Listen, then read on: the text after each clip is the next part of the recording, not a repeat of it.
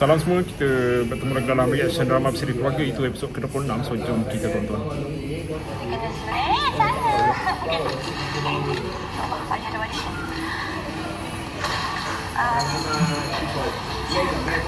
Ayah tadi ibu pesan jangan lupa bagi makan ubat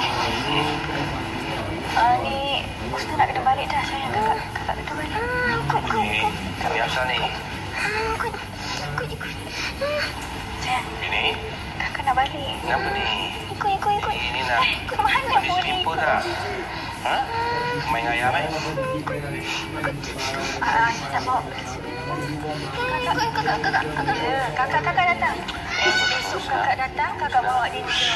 Sudah balik. Kak? Dia memang macam tu. Tak. Esok kakak balik. Esok kakak datang lagi. Okey, bye-bye. Bye. Okay, Assalamualaikum.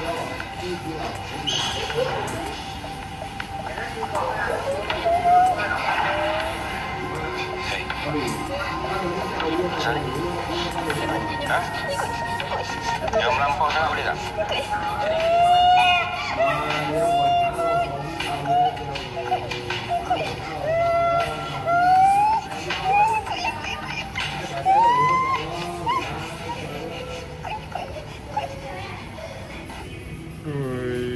Kenapa Husna tak bawa Dini sekali?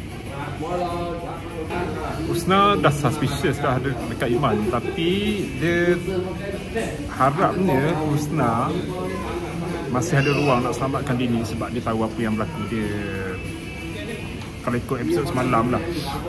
Jadi kita harap Husna dia buat patah balik masuk dalam rumah ni lah keluarga mertua dia. Kadang-kadang macam tertinggal beg ke, atau sempat letak apa-apa yang boleh rakam perbuatan Iman terhadap Dini.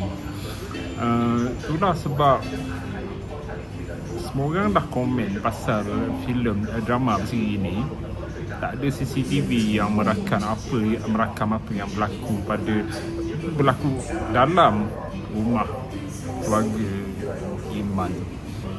Husna dah tahu dah. Husna boleh nampak ketakutan Dini bila Iman rapat dekat Dini, dan Husna boleh dapat, dia boleh tahu daripada reaksi Dini tu bila Dini nak ikut dia balik rumah, sebab dia memang dah takut dekat ayah dia. So orang nak tanya apa motif Husna dekat dalam rumah tu. Husna tak ada tolong dia ke? Harap-harap Husna jadi kunci untuk tolong untuk buka mata mak dia, Cempaka tu, apa yang berlaku dalam rumah dia. Okay, kita jumpa lagi dalam episod seterusnya esok. Sekian.